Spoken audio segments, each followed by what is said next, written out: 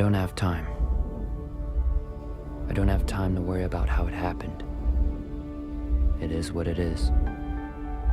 We're genetically engineered to stop aging at 25. The trouble is, we live only one more year. Unless we can get more time. Okay, ready to go.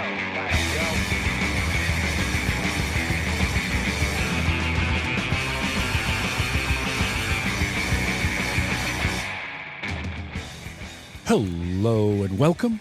Welcome and hello. This is Wait, You Haven't Seen? It's a show where we talk about movies, and specifically, we talk about a movie at least one of us never seen before.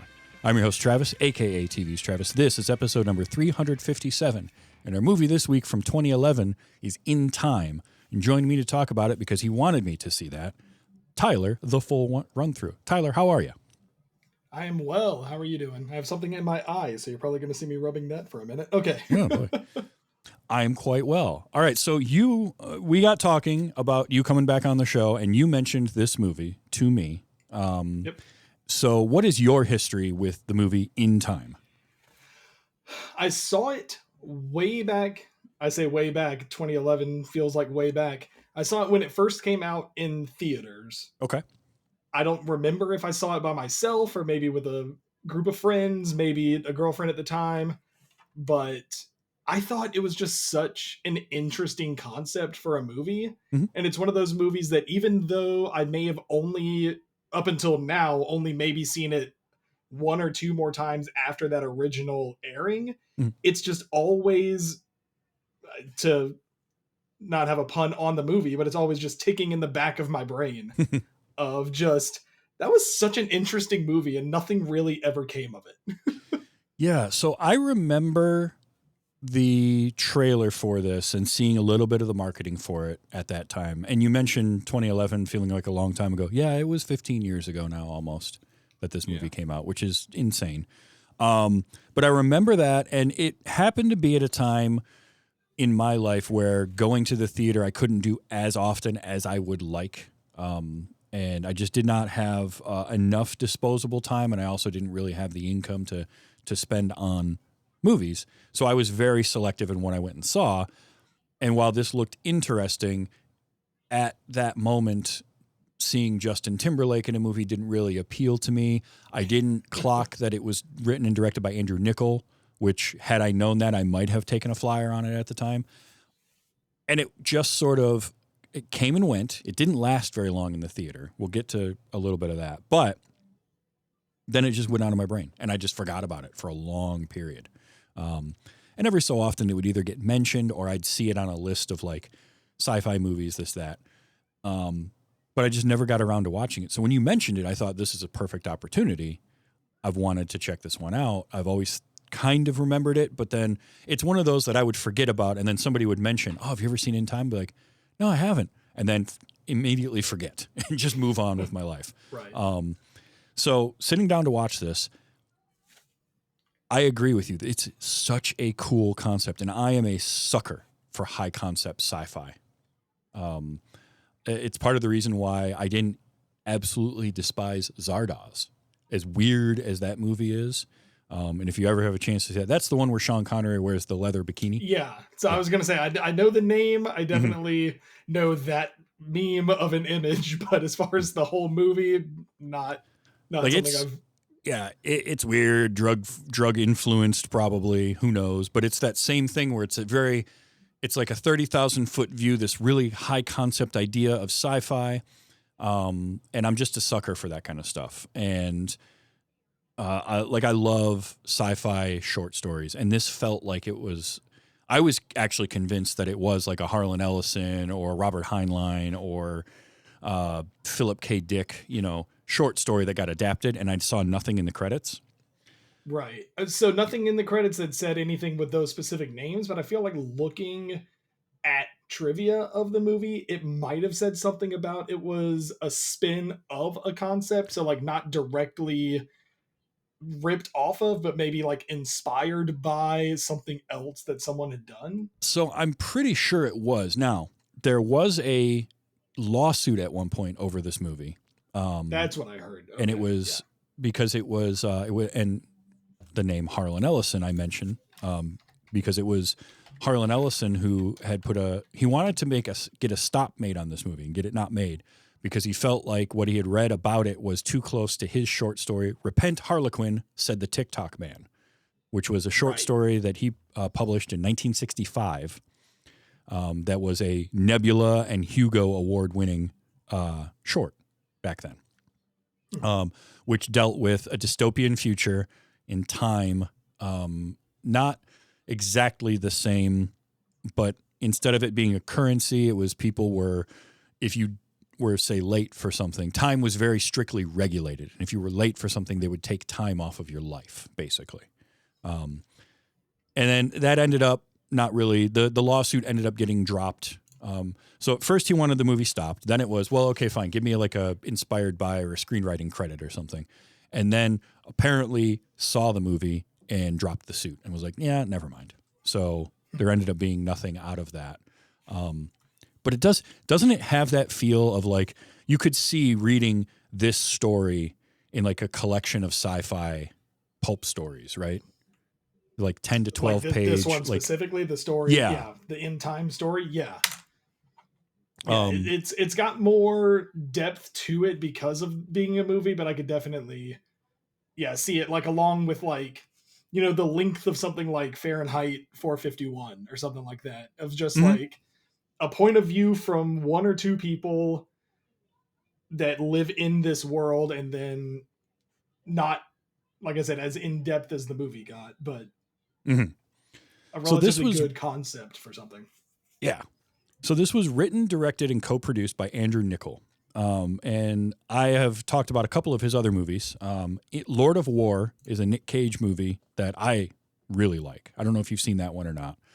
But in that, Nicolas Cage plays an arms dealer. And it's a really fascinating movie. It's got actually an really good performance from Jared Leto. And part of it is he's not the star of the movie, but I also just kind of, he's really good in the role that he is in it. But Lord of War is a great movie. And then about 6 months ago, I saw Gattaca for the first time, which was Andrew Niccol's directorial debut, and he also wrote that. And that's also very sci-fi. And this same, it leans more in the drama and hard sci-fi way and doesn't go quite the action-y route that this one does, but Andrew Niccol had said apparently in interviews that this movie In Time was the bastard child of Gattaca. And there's a lot of similarities to that. If you've seen Gattaca and you've seen In Time, if I didn't know that Andrew Niccol had directed this, I could have told you I probably could have pegged it because it's got the same tone and feel of that kind of dystopian future. I do think Gattaca is a more solid execution of his idea. But In Time follows the same things, including one of my favorite things, which is kind of retrofuturism and the cars in this having like the cars that have odd sounds where they sound futuristic, but they're definitely old cars. Is a thing that I love. Like we put a Tesla inside of an old Impala kind of thing. Mm-hmm, exactly that. So overall, I like Andrew Niccol, and I think what I came away from this movie with was I liked it. I didn't love it. And the main reason for that is I love the concept, the idea of time as currency. And, sci-fi has always been a vehicle for social commentary, and it's very much a class system social commentary in this story going on, the rich and the poor and all of that kind of stuff. And there's like Robin Hood elements to it, where he's stealing time from the rich people and giving it out to all the poor people, and he wants to break the system and all of this kind of stuff. So I love that. I love the world that they built, the idea of paying time for your stuff, and coffee was 3 minutes yesterday, now it's going to cost me 4 minutes, and all of that. And I kind of also like how the movie just dumps you into this world and says, hey, it's like this, and we're not going to explain how it happened or why it happened. It just is. that was definitely something to pick up on, because they explain it And then, like in the kind of the cold open that you played, on the fact of, yeah, we genetically engineered people. They stop aging at 25. They have a year after that. Here's the story. Yep. And like, for somehow it's implanted on your arm. Everyone can see it. It's something that's just there that you can touch and feel and move and trade and, yeah, buy and sell. It's, yeah. But why? How? Yeah, they don't explain that, and they don't explain, they show you that, like, oh, you everybody's got their clock is on their left arm, and you're born with that. Which I thought was fascinating, right? It's not like it's an implant or something like that. They're born that way. Right, which goes back to the whole, how did we genetically engineer LED screens into someone's arm? Yeah, that are really bright when you're underwater, apparently. But if you clasp right hands, you can transfer the time between each other. Correct. Or apparently fight in that way too, which is mentioned a whole lot and then kind of used and showed maybe 3 times. Yeah. But you can also store time in capsules and use that like currency. So there's like there's kind of a I do not ever really have a problem with sort of hand wavy, like, hey, here's a thing. Are we going to explain it? Nah, not really. And we'll just move on. I can let a lot of that go, because I think as long as your world is consistent and your rules within your movie stay consistent, I'm okay with that. Right. There were a few things I could think of that we'll probably get into as we cover, like, scene by scene. There were a few things where I was kind of like, that didn't happen the way it happened maybe 5 minutes ago. Yeah.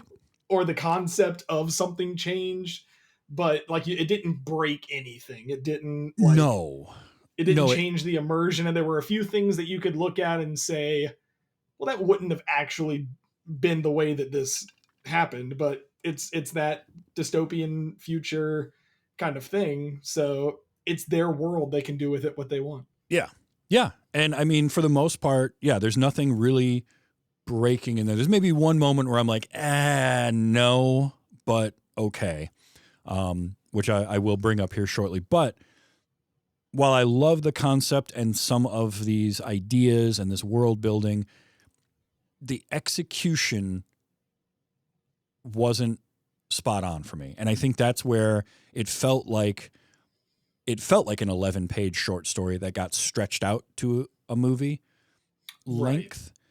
There were long scenes that probably didn't need to be there. Yeah. There was some stuff that could have been hand wavy that they ended up going into a lot of detail about. And then other things that they could have given us some detail about that they didn't, that I think would have. Your 5-minute timer on Kitchen Pop is ringing. Sorry. Not a problem. I thought that was Your muted. 5-minute timer on Kitchen Pop is ringing. But there were things that they could have explained that they didn't, that I think could have been, because it's only like an hour and 45 minutes or so. It's not an overly long movie, but the pacing felt a little bit off. There's parts that drag just a bit, and there's other times where you're like, wait a minute, hold on. I feel like we've jumped ahead a week in the story, without really telling us that. Like the way time flowed in this story felt odd to me. So it was just like execution wise. And I also think it's much, much stronger first half than it is second half. Yeah, it fell apart very quickly, especially rewatching it. There were points where I was like, I thought this was the movie. Mm-hmm. And then it was not. Yeah. Like, it was like the bank heists and all that kind of stuff. In my brain, I remember that being the entire movie. But and it's honestly, something that just kind of, it's a blip on the radar that leads them into the next thing that then doesn't really make sense to the end of it. Yeah. And I think also it's slightly overstuffed character-wise that we'll kind of get to, as we go along in it, where there's a few characters that you could have combined into sort of one and you don't lose anything. But I love, it starts off, and I'm always a fan of a good dystopian movie. And dystopian future makes for good stories. I think it's a nice canvas to begin with. And in this one, it's what is it, district or zone? They're time zones is what they call them. Right. And there's yeah, zone it was very 12. Hunger Games. It felt like that was funny to me that Yeah. it felt when I'm 99% sure they're in District 12 or Time Zone 12 or something like that. It is 12. Yeah. Yeah. So it's zone 12, and we meet our main character, Will, played by Justin Timberlake, who I thought was fine. I think that overall he's very solid. He's a little bit melodramatic in the screaming of no, and that particular scene is a little, but I mean, on the whole, I think he's fine. Yeah. And it's funny because I really can't picture in my brain another main character Justin Timberlake movie. Like I could look at his IMDb and probably not know a lot of what it's on there. And then at the same time, I can't think of anybody else that could have played the part. I think the only other thing he had done of note prior to this was probably Alpha Dog. He had smaller parts in a lot of stuff. I do think, while I kind of agree with you that it's hard to picture someone else now that I've seen it, at the same time, it does feel like a role. There's probably a dozen different actors of that era, of that age, that you could potentially put in here. I don't know how different it would be, is the only thing.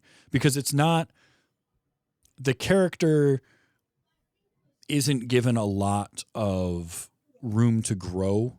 He's kind of the same from beginning to end. There's not a big change. Like Andrew Niccol's first film, Gattaca, the Ethan Hawke character has a nice arc throughout it, and you get to see his growth and him change throughout the movie. And I don't see the same thing here. But having said that, I mean, Will's fine. There's nothing wrong with him.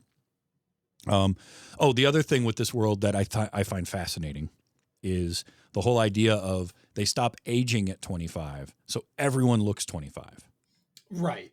The funny thing is, one of my notes was like, okay, you stop aging at 25, but nobody changes. Like, they don't get fatter or skinnier or more in shape or any of that. Like, not aging past 25 doesn't mean that your body stays the same for the rest of your life. It definitely did seem like everybody was, I would say, almost the near perfect 25. Yeah.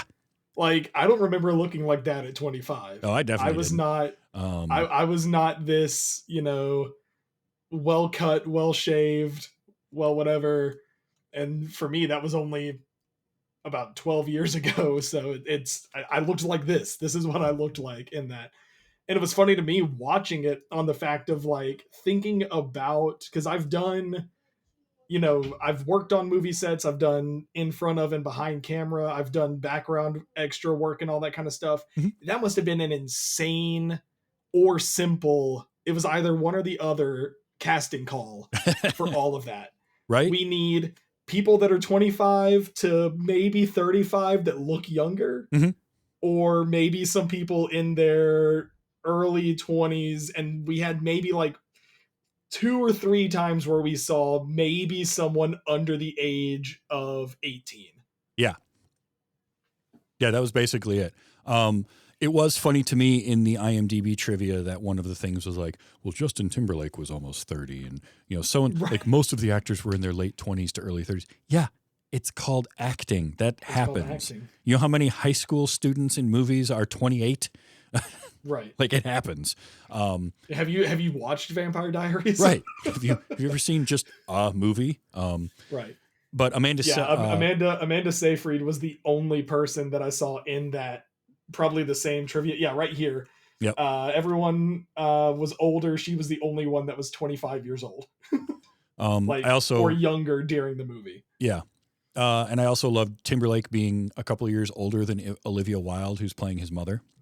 It was at that moment, and it's early in the movie, but when she talks about turning 50, I was like, oh, because for some reason, like 5 minutes into the movie, it didn't click with me yet. And then she's like, he goes, happy 50th. And I'm like, oh, right. Everyone stops aging at 25. So everyone's just going to look the same forever, but they can continue living if they figure out a way. How that works, no one knows, but we're not ever going to explain how you can live for hundreds of years. But yeah, it was was one of those where I love that concept. So we meet Will and we meet his mom, and I did love that he's in his late 20s because he's supposed to be 28, I think, is his character. He's 25 for the last 3 years, still living at home. And then I thought about it. I'm like, no, that kind of makes sense in this world. Yeah.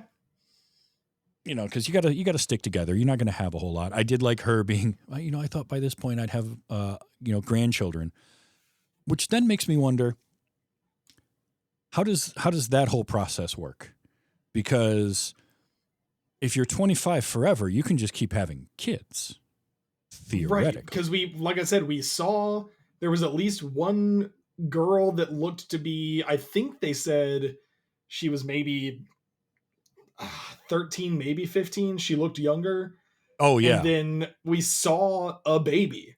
Like, two characters have a baby. There is a actual, probably, 8-month-old child. So it's interesting for her to be like, I want grandchildren, like, or you could just have more. Okay, whatever. And I love Will being like, who's got time for that? Yeah, there were a lot of time puns in the movie. That could have been glossed over. This opening 45 minutes or so, like up until him kidnapping Amanda Sylvia from the party, is some really cool world building where we meet his best friend Burrell, played by Johnny Galecki, which shocked me because that was obviously well before Big Bang Theory. So I saw it and I was like, wait a minute. I was like, I know that guy. I mean, every time I'm old enough and watched enough of Roseanne growing up that I remember him as David in Roseanne. So that tells you how far back I go. But I like Johnny Galecki. He's not used in the movie enough. He's in 2 scenes and then he's gone. And I had a note. So we meet him and we get the whole like, coffee costs more now. Well, whatever. And he's dumping. It looks like Burrell is dumping alcohol into his coffee. Like he's got a little bottle of vodka. Right. And they go to work and he works in a factory. And I'm like, oh, man. My thought at this point was like, boy, they're really on the nose with this because, here it is. These people that live basically day to day. Right. And he's working 8 hours in a factory, like a soul-sucking job for 8 hours every day just to keep living. Like, okay. Right. We kind of get a look into that as well later on as to the fact of you don't really think about the fact of not only are you spending time to buy your coffee, to buy your house, to buy your wine that he gave his mom for his birthday, you're still living with that time. Mm-hmm. Like, that's not just time that, I've got an hour and I'm going to buy a cup of coffee. And then tomorrow I've got, 90 something minutes. It's, I spend this 4 minutes on a coffee. I only have that 90 something minutes to live my life. And we get a scene of that a little bit later with his mom, but I'm not going to jump that far ahead. Not yet, but we kind of get there pretty quickly because he leaving for work. He's like, we're going to celebrate. She goes, I'm going to be gone for a couple of days because she's got work to do. And they have the thing with this time zone 12, Dayton, they call it, is everybody is living.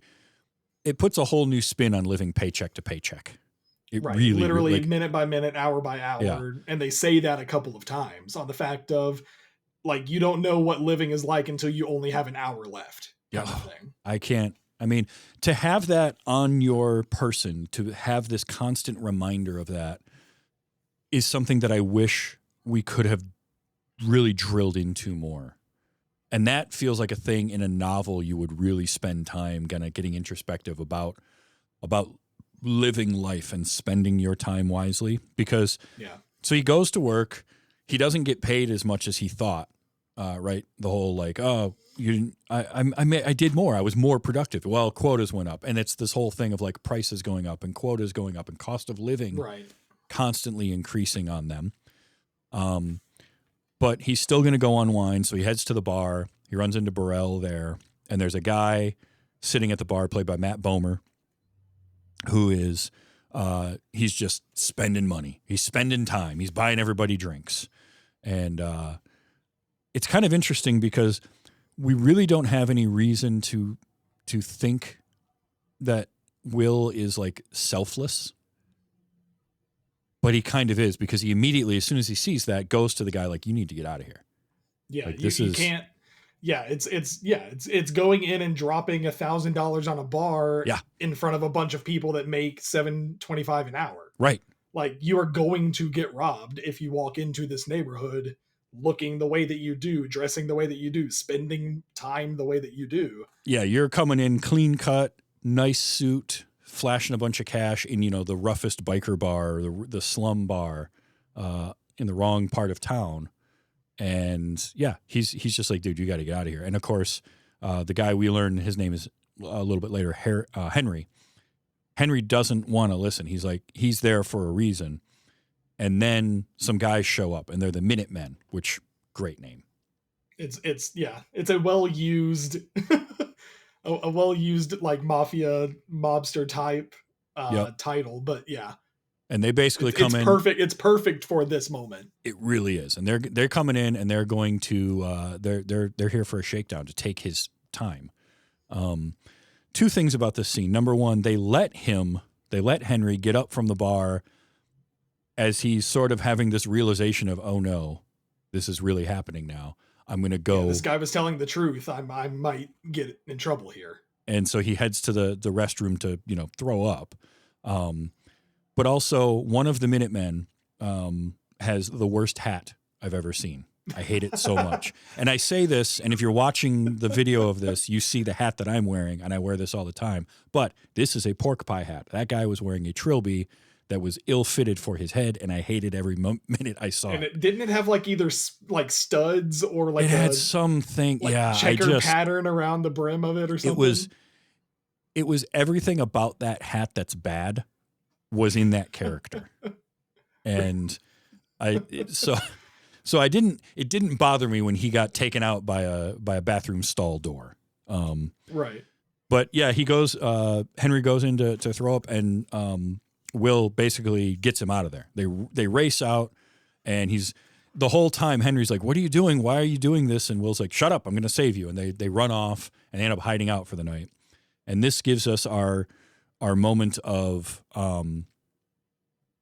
the first moment of introspection where Henry starts to explain to him, like, he sees, he's got 116 years on his time. Like over a century display. Is what they kept saying. Yeah. Yeah. And the time display, by the way, was seconds, minutes, hours, days, weeks, years. And I like that because weeks don't change. Like, months are variable, the number of days in them. So I like that they went with weeks. But yeah, you see he's got over a century. And they do have a conversation talking about like time. And I loved what would you do if you had this amount of time? And the response to that being like, I wouldn't look at it. Yeah. I wouldn't be constantly checking it. Like, and that's there again, there's that. Didn't he look down and like at that moment, he only had a day, maybe a couple of hours. Mm-hmm. Exactly. And that's that high concept part, that thing that I really wish we could have dove into more, is this idea that you've got these two men sitting here. They look exactly the same. One has been 25 for 3 years, so he's 28 years old. The other one is 105 years old, he says. He's been living for 105 years, and he's tired. And still has 116 years to spare. Yeah. Yeah, exactly. So it's not like he's, he's not at the end of his rope, but he mentally is just kind emotionally of and mentally he's done. Yeah. And this idea of, here's this guy who is checked out, and here's this other one who's got ambition and all of this and so much ahead of him. He's still got his youth, but he has hours to live potentially without going to spend, however much time in the factory working, which will buy him another day. Right. And I just love that idea of like the flip side of it. Like, what would you do if you had what I do? And he's like, well, I wouldn't be worried about it, and I'd live. And so then they end up falling asleep as like, we'll hang out. I'll get you out of here in the morning. Like, I'll get you out of town. Yeah, because the Minutemen are like outside looking for them. Never came in the building somehow. Down. Yeah, they know where-ish they are, but they never went into like the one building that they were in. Yeah. Luckily. Because he like held onto that chain and held the door shut. And they were Yep. like, well, this door's locked. We'll just give up. But then in the morning Henry wakes up and he transfers all but like 5 minutes of his time to Will and then leaves. Which that's where we get the concept of, that's not the first time I think we see people trading money, because we see Will give his mom, or his mom give Will, one of them traded minutes to another and said, Will traded to his mom and he was like, get yourself something nice on the way home or on the way to work, here, happy birthday kind of thing. And that's where you learn, like you said, you hold with your time is on your left, you hold with your right. And I think the way that it works is that whoever's on top is giving, whoever's on bottom is receiving, and then you flip back and forth. Yeah. My question on that is what never got explained is, how do you determine how much time you're giving? Right. That is a thing that I do wish they had given some explanation to, because it is a mechanic that, okay, I can see it and that's cool. But at the same time, I like, there's no consistency in how it goes, because when the mom, she gives him time. That's what it was. She goes, here, have half an hour to have a nice lunch. That's what it was, yeah. Which is funny because that's less than a 6-pack of beer. If you saw the sign in the background when he was running to work, the 6-pack of beer cost an hour. I didn't see that. Yeah. But so we know that, and she gave him exactly 30 minutes and then let go. But when in the same amount of physical experience time, Henry gives 116 years to Will in what feels like... Yeah, in a matter of like 10 seconds. Yeah. So I don't know enough exactly... for like the dramatic music to play and you to realize the concept of what's happening. But yeah, 116 years transferred as fast as you could swipe a Visa card. And so then that bears the question of, well, why don't we see people just running up and grabbing somebody's hand and taking their time? Well, that's what fighting is. That's what the concept of fighting was. Is it's arm wrestling, whoever's got the dominant hand and can hold that time there. But then the thing is, on that, is if you're mentally knowing how much time you're giving, how does fighting work? Because then wouldn't the person on the bottom just not think about giving their time away? Right, exactly. That's the fighting thing keeps getting mentioned. They mention Will mentions it to his mom, like, oh, I could make some extra time. She's like, no, you're not going to fight. I don't want you fighting. And it's brought up a few here and there about fighting. And we see people fighting as they're walking into the factory. And they talk about, I think the Minutemen tell the guy that they'll fight for the 160 years. Yes. Or 16 years.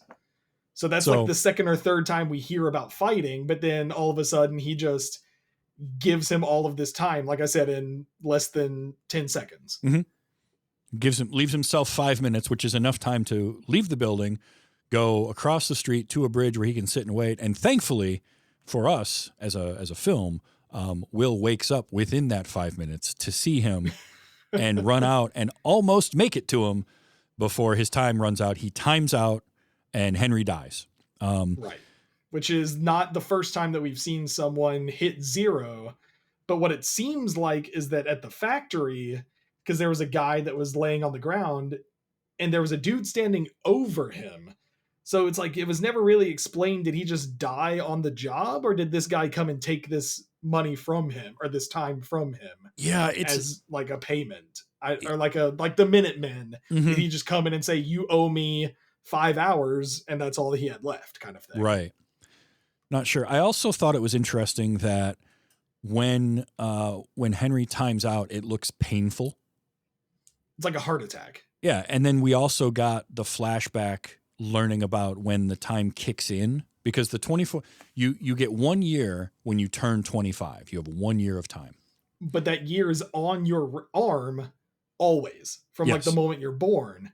It's always there, but you can't use it, you can't sell it. You can't do anything with it. Trade it. It's not active, right? Like it needs 25 years to vest. But we'll get to that in a second, because that comes up in a minute somewhere else. Anyway, but yeah, so he times out. He falls off the bridge right at the time Will comes up to save him. And then Will gets this, oh crap, look in his face because there's like a security camera. Yeah, the security camera then pans down and sees him, which I thought was funny. Right. And I love his reaction. It didn't watch the whole scene. It just watched the last, him walking up to this guy. And then it's like, oh, well, he obviously killed him because we saw him 5 seconds after this guy fell off a bridge. Mm-hmm. Yeah. And so he runs like you do. But I thought it was interesting that the time when it kicks in at 25, it's noticeable, right? It's like, the same kind of heart attack feeling. Yeah. So when it starts and when it ends, but nothing in between, like transferring it, you don't feel, or at least you don't have, it's not as strong a sensation. Right. So I found that fascinating, why it would start and end with this very visceral, violent action, but nothing in between there. Like the fighting doesn't even look like it's a strain, weirdly. The only strain is on your right arm of, like I said, arm wrestling. Yeah. It's whoever's muscle gives out faster of who can flip that dominant hand to the top and suck all the life out. Mm-hmm. Yeah, it did feel like we could have explained how the fighting worked a little bit better, or we saw one shot. You mentioned it, right? When they're I think it's when they're walking into work. It's when they're walking into the it's like somewhere between him leaving the house, getting the coffee and walking into work. And then, they mentioned something along the lines of like, oh, that's fighting, because we knew that it existed from his mom saying it. Yeah. And then we get the idea of like, oh, here's the very obvious placed line of like, oh, there are people fighting. And now we know what this means. We got to shoehorn in a little exposition here. So we're just gonna do that real quick. But yeah, so he goes, after work, he goes out to find Burrell at the bar because his mom's not coming home. He's got nothing to do. But I like Burrell being there, talking about everything. So after Henry falls off the bridge and Will runs, we get to meet our other sort of one of our other main characters, which is Raymond Leon, played by Cillian Murphy, shows up. He's a timekeeper. So we had the Minutemen, who are like the mobsters, and then the timekeepers are the cops. And I love Cillian Murphy. Yeah. And overall, I like Raymond, but one of my issues with the movie is that Raymond Leon, while a cool character and I like the overall performance, is very uneven to me. Yeah, he is one of those moments later on where you question exactly how much time has passed, or how he's getting from one side of the country to the other so quickly. Right? Because it seems like when Will leaves, it takes him at least a day real-time travel, not to mention the time that he spends going through these checkpoints. Yeah. But then all of a sudden, Cillian Murphy is in Dayton and then sitting in the rich guy's house within a span of a cutscene. Yeah. But then everyone's time has not changed. Yeah, and the timekeepers are paid a per diem. Right. So they're getting, basically a day or two at a time. So that's very you could hand wave the fact that because they're law enforcement, they could maybe get through the checkpoints for free. Yeah. But that still doesn't explain the real time travel it would take to get that far. Because it sounded like they were saying they're crossing the country. Because they're going through time zones, but I don't know if a time zone is literal time I think it's zones. It's more like neighborhoods almost, because one of the trivia bits was that the map they have in the timekeeper's office, there's a big map up on the board that shows all the time zones. Yeah. And zone 12 for Dayton was an actual, it was a map representation of part of California. And they said that the map that was shown was like an accurate California coastline. And if you use that, and I didn't look at it close enough to know. So I'm gonna assume that they are correct.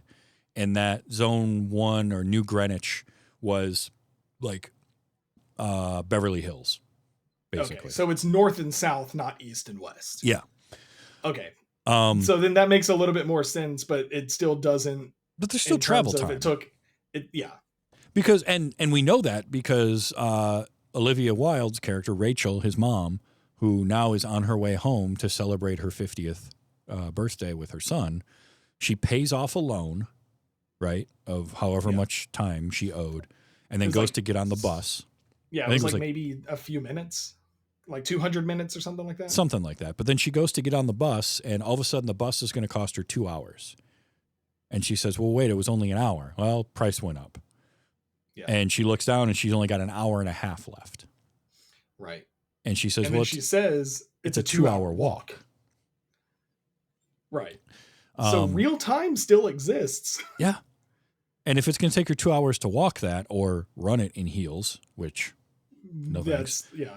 And then you've got Will waiting for her. And as soon as that scene started to unfold, I'm like, oh no, we're going to have she's literally going to run out of time. Like, oh yeah, within an arm's length of him. And yeah, that's you exactly knew that. what Yeah. happened. You knew that was coming. Yeah. Because we got to have, we need that inciting incident for Will to go on his journey, right? The hero's journey. Because it's also the same thing that just happened with Henry. He got there in just enough time to watch him die and not have enough time to reach out and grab him, not only to save him from falling, but also to give him the time. You're right. Yeah. Which then also becomes the fact of, can you willingly not accept time? True. They never mentioned that. Like that's never kind of talked about. Because like had he reached out and was able to grab Henry's wrist, how would he have then been able to turn it and give him the time if Henry didn't want the time to begin with? Yeah. Yeah. It would be like me giving you a $10 bill and you saying, no, just keep that. Right. And that's never even brought up. And in between this, he did stop at Burrell's apartment to gave him a decade. Yeah. 10 before years, yeah. Basically he was like, we've been friends for 10 years. Here's 10 years. I'm taking my mom. We're going to New Greenwich because I've got all this money. I got all this time. And that's where we meet the fact that like he's got a wife and a kid. Yeah. And they're living in like these like almost not timeshare, that's not the word, but like rent controlled apartment kind of thing. It looked like a Southern California motel. You know what I mean? Yeah. That kind of those motels where they have a courtyard and rooms around it. But like it's an outdoor courtyard. And it looked like the motel from Memento is what it reminded me of. But they're apartments. Right. But yeah, he gives Burrell the decade and then says, I'm taking my mom. We're going to go to New Greenwich. And my note at that point was Burrell is about to do something terrible, right? Because he basically tells his wife, I'm going out. And he looks at a casino or a bar or something in the distance. Yeah. But my brain goes to Burrell's going to like turn him in or something, right? He's going to, that was my first thought was, okay. Was somehow he was going to betray him because of the desperation of like, there might be some kind of a reward for turning this in or who knows, I didn't know what it was. Which later on there was. Mm-hmm. Yeah. But that was my assumption. So then the whole thing happens with his mom, and then he decides, well, I'm just going to break the system. And so I don't know where he got the suit, but he got a nice suit, and he somehow contacted somebody to get a ride. Like a taxi service. No. Didn't someone showed up and was like, I'm here for you. Oh, yeah, like I'm here for you. So yeah, like an Uber kind of. Yeah, basically. Great car though. There were four prominent cars in this movie. This was it was a 1961 Lincoln Continental. Yeah. And it's got the suicide doors, which always make a car look cool. I don't care. Anytime you put those on a car, it's great. But he gets in that, and you're right, this is where he takes the presumably several hours to drive through there, plus all of the police deposit. I captured it. It was like a month, a week, up to a year, maybe 2 years. So it got more and more expensive, the different zones he went through. But he was heading to New Greenwich. And I like when he gets there and the cabbie asks him, like, all right, what are you really doing here? Because at this point, the driver kind of figures out he's not from money. Like right. And he tells him, I'm going to make them pay. and the cab driver just keeps driving him like it's nothing. Yeah. I kind of feel like if somebody tells you that, you pull over and are like, okay, you can do that. That's fine. Not from my car. Like, right. I want no association. Yeah. I want plausible deniability. We never met. I don't know you. But whatever. So he gets there and we get kind of fun fish out of water of him like walking into the hotel. How much is a room here? You know, it's what was it? It was 6 weeks, I think. Something, yeah, 6 weeks. That sounds about right. Yeah. Or 2 months or whatever it was, and he's like, yeah, give me it was something longer than it would be to stay in the room. Yeah, like you're staying in the room for maybe 12, maybe 24 hours, mm-hmm. but it's costing you 6 to 2 months of your life. Yeah, 6 weeks to 2 months of your life. And as he's walking in, this is where we meet Sylvia. We see her for the first time. She sees him going in, and apparently he just catches her eye, which, all right, I'll admit, if I saw Justin Timberlake walk by, I'd do a second take. He's a good looking guy. But she sees him, and then like later on he's eating and she's sitting outside and she sees him through the glass and he's eating. And I love the interaction with the waitress. Absolutely loved it, because the waitress comes up to like have him pay, and she's like, it's 8.5 weeks for your meal. And then she tags him immediately. Oh, you're not from around here. Yeah. Well, because was that before or after he said something like take a week for yourself or something like that? It was after he said take a week for yourself. And then she clocks that, and I liked her reasoning for that. And I did capture that because the way she said it, I really liked. There was quite a bit of good like moments to capture audio. There were quotable moments. Yeah. And it was, where did I put that? Oh, I labeled this as flirting. Yeah. You're not from around here, are you? You do everything a little too fast. Not everything. And I like that because there again is that kind of high concept part of things where like the people that have all the time in the world are going to take that time. They're not going to. Meanwhile, the people that are living day to day, you're going to eat like you're in the military. You're going to sit down and just shovel food in your face. And we see that with the way he's eating his breakfast and all of that. So I kind of liked that. And it's because there's still the real time concept. That's something that doesn't always get brought up, other than like it's going to take 2 hours to get a walk instead of 30-minute bus ride that's going to cost me 2 hours. Mm-hmm. It's like and then the take 30 minutes to get yourself a nice lunch. Well, was he spending the 30 minutes on the lunch, or was he taking 30 minutes to eat? Was he taking 25 minutes to eat a 5-minute lunch? And that's where you can get away with people stop aging at 25 and we use time as currency, hand waving of like, we're not going to explain how that became a thing. But at the same moment, you do need to kind of address the actual passage of time and how that's affected. And you're right, it's not brought up enough. Like, it's brought up when it's convenient for the story. When the story needs it to be a thing like it's a 2-hour walk or a 30-minute bus ride that costs me 2 hours. But then other times it's not. So, it is what it is. But that's where, again, like I said, that execution of the concept was just lacking a little bit for me. But like, Will's decided, I'm going to go check out the casino. And I think, is it the waitress that tells him not dressed like that?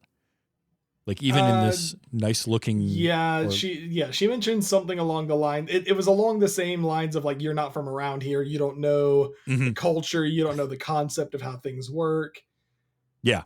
And then that's when there was like another small montage of him walking into the casino, now completely decked out in new stuff that he's bought from new.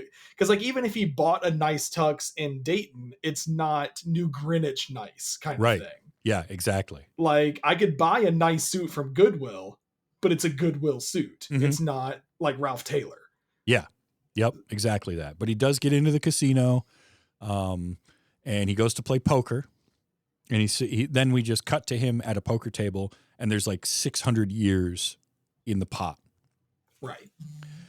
And I loved this because we meet one of our other main characters, Philippe, who is played by, I saw the name and now I can't remember where I put it.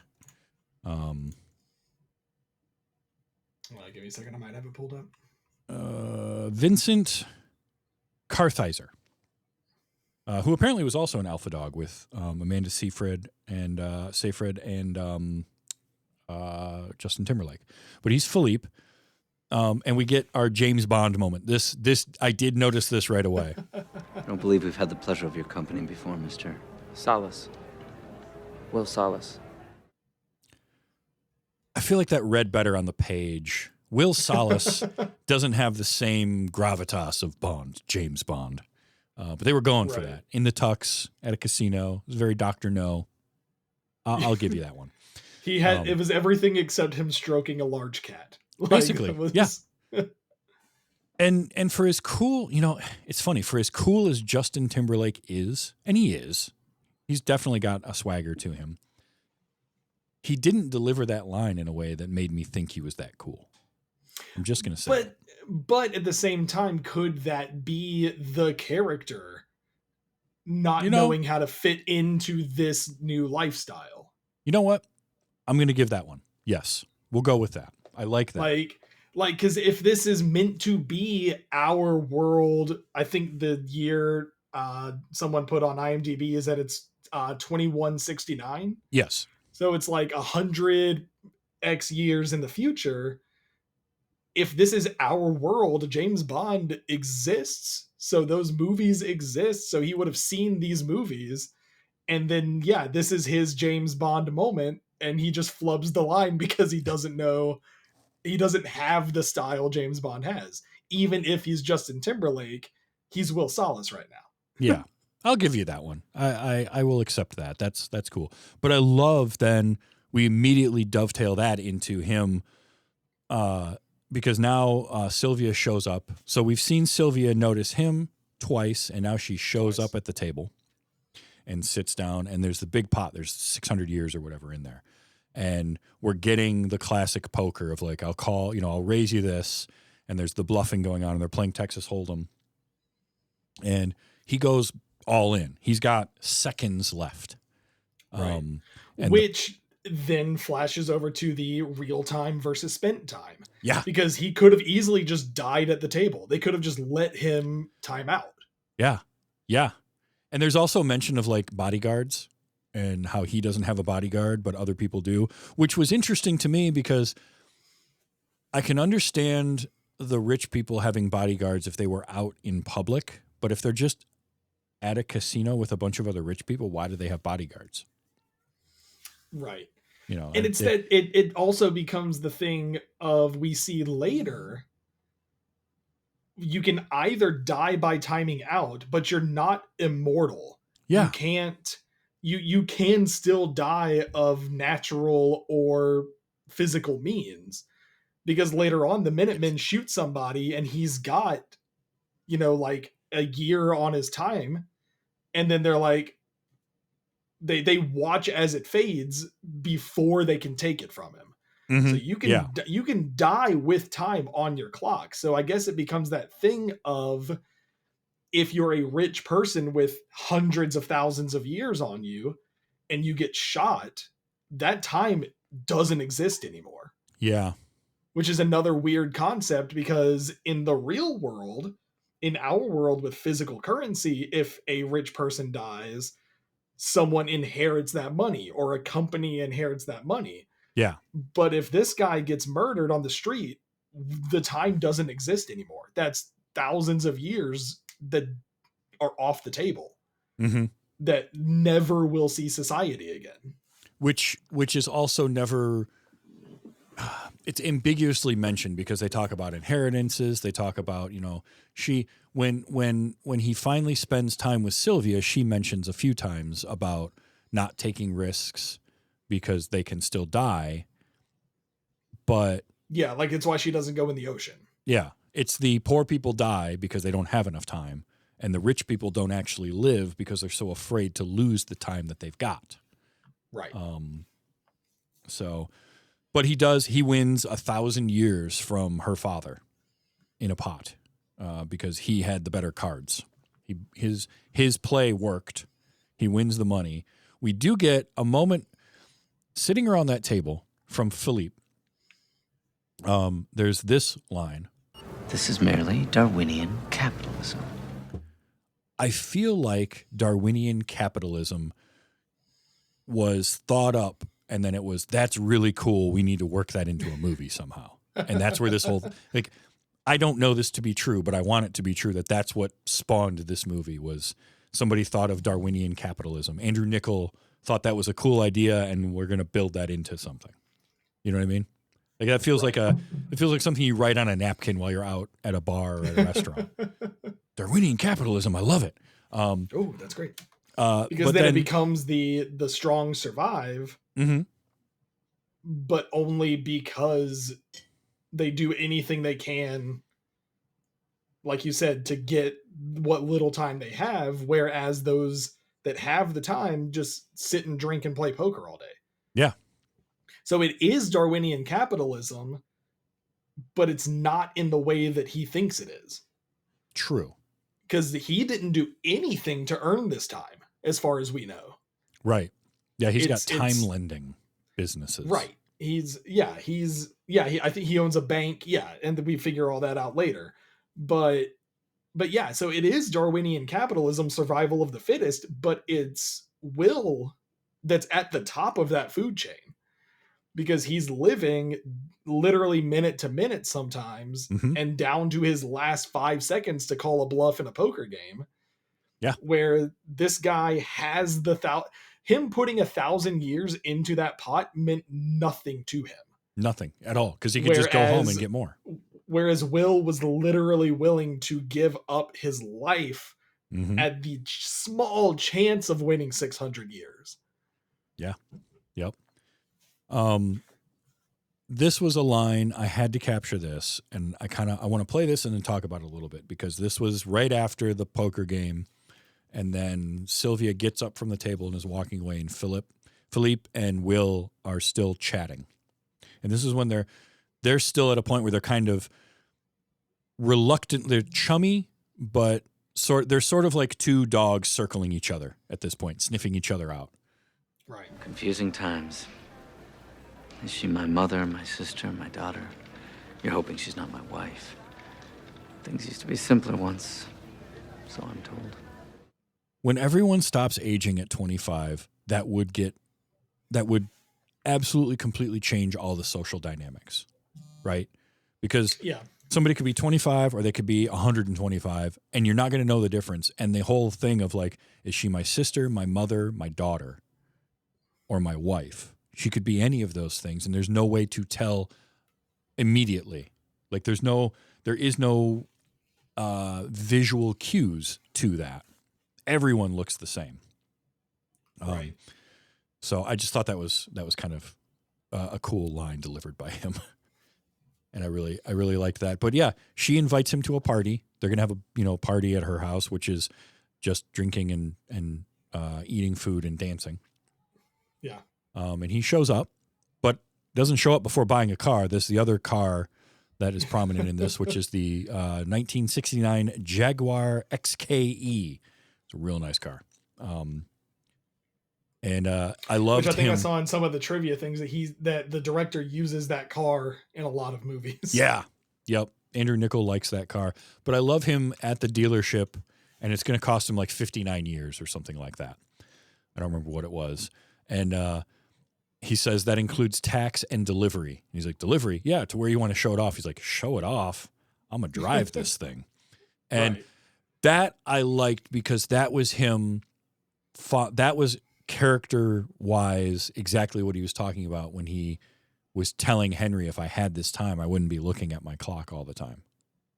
Like, that's him living his life. He's now got this car. And then we smash cut to him just driving down the Pacific Coast Highway, like at breakneck speed. That's what I would be doing. I mean, in a really fast car with no top. which then becomes the whole thing. Had he crashed that car and driven off that cliff, that's 600 years that will never get back into society. That's very true. Which but he might see that as a good thing based on what happens later in the movie. True. But he does get to the party, and while he's at the party, he does spend some more time with Sylvia. They dance. They have their kind of back and forth where she starts to let be known that she's not really happy with her life. And like the concept of being rich. That's where we get the line of from her. The poor die and the rich don't live. The poor die and the rich don't live. And that's when he takes her. And I love this because she has to tell, oh, by the way. It's okay, Constantine. Of course her bodyguard is named Constantine. Of course he is. But she like waves him off, and then she's dancing with Will, and then Will's like, let's go outside, and takes her from the middle of the dance floor where her father was looking directly at them at one point. Yeah. And he grabs her, and they walk off the dance floor, and like nobody follows them. These rich people who have bodyguards on them 24/7, nobody follows them outside. Right. And he takes her, and they go out, and he's like, you've got this in your backyard? Like seeing the ocean. Right. And she's afraid to go swimming in it, but he basically goads her into it, and they go skinny dipping. And it visually, that's a really cool scene. I'm pretty sure it's the same ocean side that was used in Gattaca. There's a very specific moments in that movie that deal with swimming in the ocean, and it looked like it was probably the same location. But him taking her out and them swimming, and they start to have that moment. But she's hesitant about it, and then like the bodyguard finally comes out looking for her. It's like, how long? They were out there long enough to get naked and swim quite a ways out, right? Before anybody noticed they were missing. And that's also where we learned that the LED under your skin is very luminescent if underwater, but not if you're sleeping in the middle of the night. I guess not. Yeah, because I mean that would keep me awake if it was that bright. Right. Sure. I've had alarm clocks that keep me awake with how bright they are, let alone something that's, if I'm sleeping with my wrist against my face. Yeah. But they managed to get inside, dried off, and dressed before anyone notices, which is... Well, at least before the dad notices. That's probably because the obviously second... she had to catch up with the bodyguards at some point. True. But that is the second most unbelievable thing that happens in this movie, is them getting out of the ocean, redressed and dried off back into that party. Right. Well, you could tell her hair was still wet. Yeah. But you put a 3-piece suit on wet skin. That's not happening quickly at all. But, we have that. And how did they get dressed without the bodyguard still standing on the beach? Yeah. He just like gave up and went inside. Who knows? But the timekeepers show up because they've tracked Will. They found him via... There is a lot of surveillance. And yet, Will and Sylvia get away with a lot of stuff later that you feel like with the level of surveillance cameras that they have to find and track Will early in the movie, they should have been able to figure out and stop them much, much quicker. But I digress. Right. And yet the camera at the beginning of the movie didn't see the entire scene of him falling off the bridge. It waited until a person was there. They did actually even mention that, because one of the timekeepers says, the camera doesn't show us how the body got into the river. It doesn't? It was right okay. Sure. Fine. Okay. Yeah. But yeah, they show up and they're gonna question Will, and I like them questioning Will by just taking him upstairs. They don't even they don't take him to a station, they just go upstairs to like a sitting room.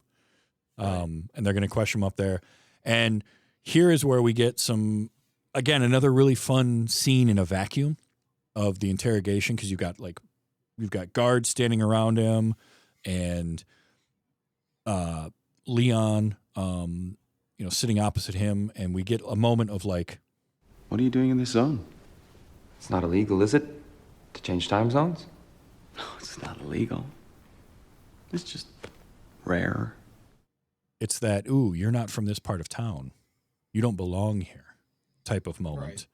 And he's already decided that Will had to have stolen this time and killed Henry, even though he tells him exactly what happened, right? That's one of the things I like is Will, he says, you know, where did that time come from? And Will just straight up tells him, like, he gave it to me. You know, no, I didn't earn this. He gave it to me. And it was... I don't expect you to believe it, but it's the truth.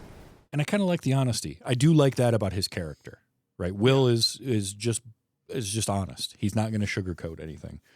But they take his time anyway.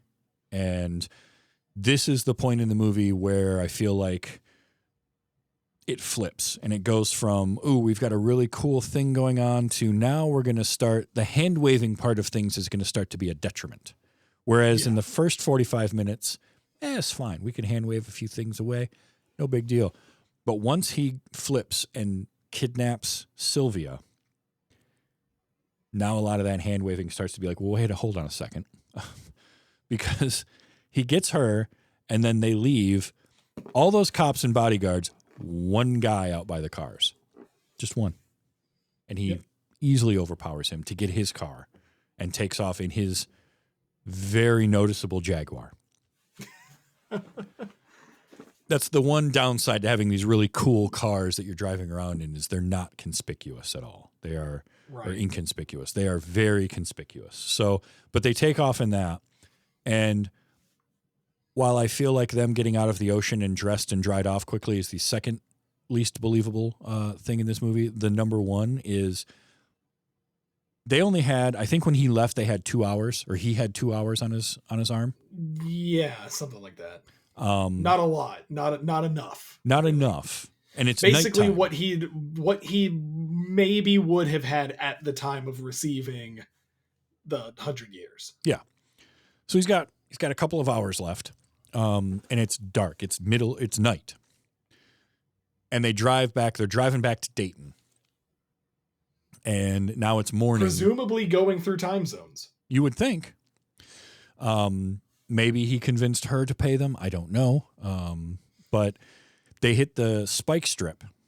And this is the thing where this was one of those moments that I'm like, okay, this is a tough one to swallow. And it's the car skids off the road and falls into the LA River, right? The dry riverbed thing you always see in LA. But that car...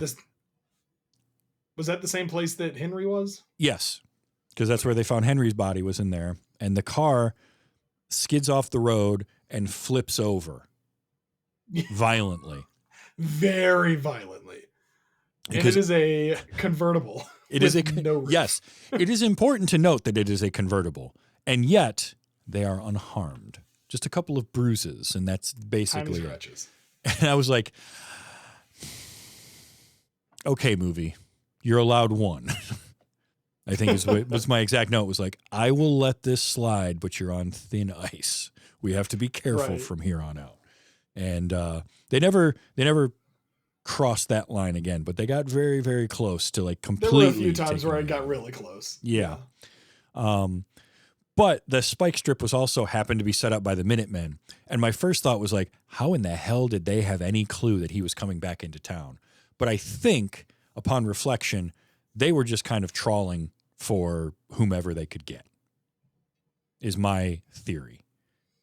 That's the way I can explain that one away.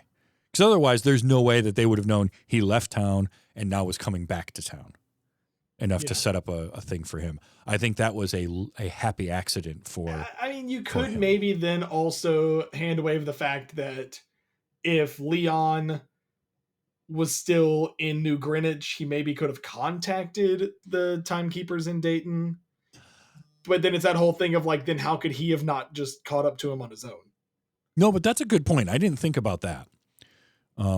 Because there is also, where is the timekeeper headquarters? That's kind of hand wavy as well. Yeah, it's just in like this weird place halfway between everything. I don't know.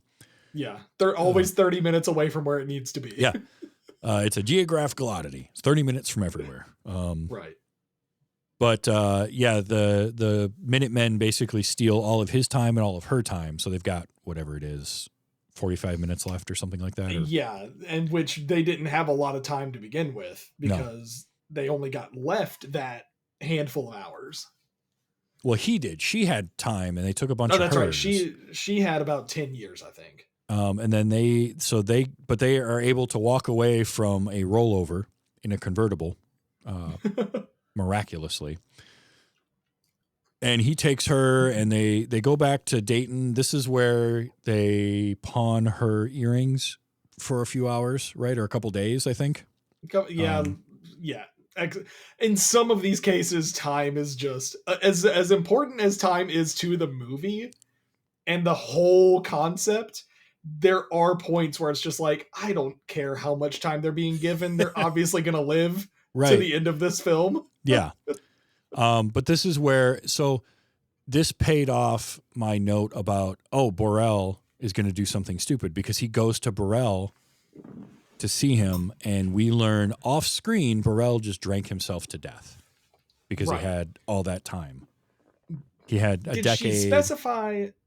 Yeah, he had a decade to spend. Did she specify if he drank too much and got alcohol poisoning, or spent down to his last second and died at the bar while drinking? Maybe too drunk to realize how much time he had. Oh no, she said something about died with like a year on his clock or something like that. Yeah, it was, he died with 9 years on his clock or something. Yeah. Okay, so he literally drank himself to death. But it was not the mistake I thought Borel was going to make. And honestly, while I'm glad that they didn't use the trope of him like turning him in, I kind of hated it because we didn't have enough time with Borel for this to have the emotional impact that it should have. Like, this should be a devastating thing. The little bit of time that we did see him, they did set up the concept that he might have a drinking problem. Oh, for sure. Because he was pouring the flask into his coffee. He was excessively drunk when we met Henry the first time. Yep. And now we know that he at least looked across the street and saw a bar that he could have gone to and then spent a year on drinks. Mm-hmm. So, but like, yeah, we didn't have enough time other than, this is my best friend. We've known each other for 10 years and now he's dead. Had the exact same impact of, this is my mother for 25 years. And she died literally in my arms. Yes. And it felt like both of those scenes just kind of went, boo. And that's where the film Gattaca has some emotional moments, and it feels like it earns those moments and they have some impact here and there because we spent time with those characters. And that's where this felt overstuffed to me, because you had the mom character and the best friend character, but we only spend a very short amount of time with both of them. I mean, minutes before we move Will to a different spot, and now he's got to meet Sylvia and spend a bunch of time with her and bring her back. And in the meantime, mom's dead. She died in his arms. We didn't spend enough time with her for that to have the impact that it should have and that it's meant to have for Will. But we also didn't spend enough time with Borel for that to then have the impact that it did. We needed more scenes and more time spent with him so that, Top Gun is an example of when Goose dies in Top Gun. Spoiler, if you haven't seen that 40-year-old movie, I'm sorry. I'm not sorry. But when that happens, it hurts because we spent so much time with Goose, and because Goose and Maverick, he's a full-fledged character throughout. And Goose and Maverick are so close, and the interactions with them and the scenes with them give us all of that. So when it happens, now it's an emotional gut punch for us as an audience.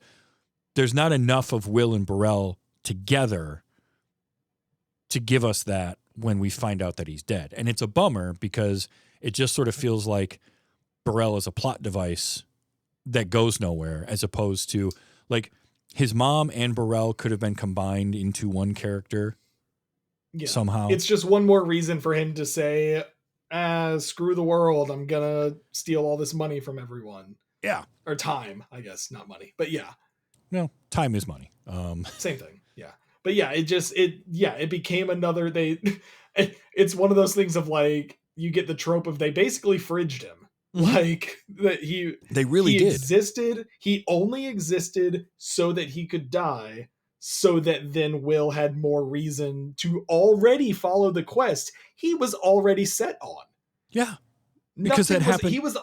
He needed more time from Burrell so he could finish his plan.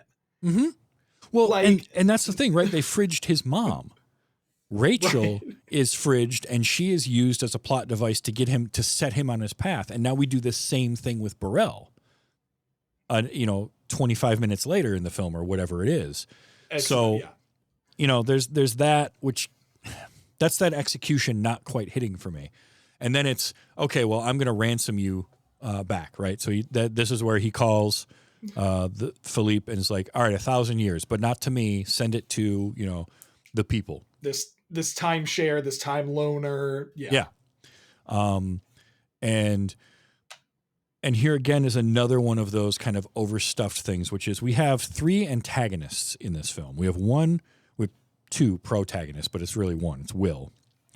It's Will and Sylvia, and then we have the Minutemen are antagonists.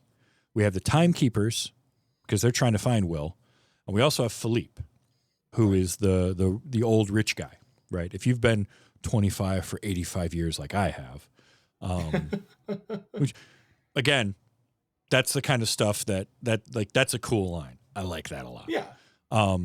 But 3 sets of antagonists that are interconnected but independent of each other, that's too much for me. Yeah. Well, I mean, the Minutemen probably never even knew that Philip existed. No, they had no idea.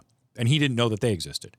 Right. But the Timekeepers were the middleman that was kind of going after all of the people. Because he's like, he really wasn't even going after the Minutemen. No. It was just kind of, that's a thing that happens in this world, that there are people that steal time from other people, but they're not the criminals. The Minutemen are not the criminals. No. It's this one guy. The thing, like, I've seen dystopian films. You could have had like something with the Minutemen of, there's these people that steal time, and then move on from that and not have them show up again. Like have the Minutemen in that scene in the bar, but then the Minutemen don't really factor into the story the rest of the way because Will has moved on. He's moved on, but I will say the 2 other times the Minutemen show up are kind of 2 of my favorite scenes. So, I mean, those scenes may not have fully existed without the Minutemen showing up again, but yeah, like they didn't have to be there, and we wouldn't have known that they didn't exist. So I think if I were making this, what I probably would do is combine the Timekeepers and the Minutemen into kind of one entity, because I feel like they both serve the same purpose, which is the street level version of the antagonist for Will. Yeah. So it's either the authority figure of the Timekeeper or the street thug version of the Minutemen, but have one of those 2 sets be involved. But we don't necessarily need both in an hour and 40-minute movie with then an overarching old rich guy as our primary antagonist of like, he's the one that is, hoarding all of the wealth and causing problems of his own right. Because the problem with it is it gets a little bit muddled. Now, I will say, you're right, they have some fun moments. Like there's... He'll wake up dead. That'll be a shock. I mean, if he's dead, he's not waking up, but sure. That's like the classic line, though. There's so many other movies that have that, or TV shows that have that similar concept of the fact of like, I'll wake up dead tomorrow. But yeah, okay. That was said by the guy with the bad hat. So I feel like that's not his fault. The hat is just like constricting blood flow. Right. But, and that it just, because then also Raymond Leon, Cillian Murphy's character, is so back and forth and wishy-washy. One moment he's chasing Will and he wants to stop him. And then he's talking about like, doesn't he understand that the people he's trying to help, he's actually hurting? But then there's a moment where he's in the room with Philippe and he says, like, I've put out a warrant for your daughter. And if you try to help her, I will put out a warrant for you too. And he's hearing Philippe talk to him, but he's not buying his BS. Yeah. In that moment. Was that already after she kind of joined Will on his conquest instead of just being the ransom girl? Yes, because that is after they break into one of the banks in the All right. They have a bank heist. And their bank heist consists of driving an armored car into the bank that has its vault wide open and just walking in and stealing all of the time. Here's my question. No one ever thought to do that before? Yeah. Not a single person thought to try that at any point, just like a smash and grab. I feel like that should have happened at some point. Yeah. So, but then it's also the concept of, in our time, in real world time, banks don't keep their vault just wide open. B, the vault is not on the same floor as the rest of the people. And 3, banks don't hold that much cash in the building. Nope. No, they do not. But like, they opened a vault that essentially probably total had thousands of years in this vault. Oh, easily. Because then everybody was coming up and just taking those little time capsules, which, by the way, is funny that Will makes those. Yes. That was his job. Yep. He made the time capsules, which then the question becomes, where does that time come from to go in the capsule?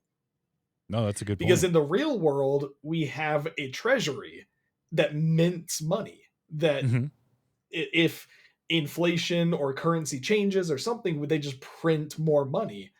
Who creates time? Yeah. Like, no, can you just digitally go on a computer and say, we're adding 1,000 years to the US currency, and then it just get spent out? That's hand wavy. That's not what the podcast is about, but that's just funny to me. But yeah, absolutely. The bank heist consisted of just driving in and saying, we'll take this now. Yep. And it worked. But my favorite part of it is after that scene, and they take all the money and then they leave. They put a bunch in a case, and then they tell everybody in the room, hey, come take the time, and they just walk out. Then we get the news saying, and today, Sylvia Weiss withdrew some of her inheritance when she and Will Salas robbed her father's time bank for the 6th time in a week. The 6th time in a week that they have done that thing, that they've smashed into one of his time banks, and it's known that it's her and Will Salas doing it 6 times in a week. There is the trope. Yeah, there is the trope in lots of movies of the useless police departments. There is not a more useless police department than the Timekeepers. If 6 times in 1 week this could happen, and they don't do anything about it. Well, that then also becomes, in Dayton by itself has 6 banks, right? Yeah, in a place that is the most destitute place in this coast, has 6 banks. 6 of just his banks. That doesn't count any other bank branching that's going on. It's just that one. I laughed so hard. Like, that was one of those moments that, again, feels like it got written, and because it's the same person writing, directing, and producing, there wasn't somebody there to be like, does this make sense? Does it? So yeah, I mean, it's fine, whatever. At the end of the day. And also, though, that also then brings up the concept of a week has passed. Yes. Or at least enough that they could have robbed 6 banks in the span of a week-ish. Because, I mean, if you're robbing 2 banks a day, that's 3 days, but it's still within the concept of a week. Mm-hmm. But yeah, it's taken a week for Leon to get back across the country to catch them.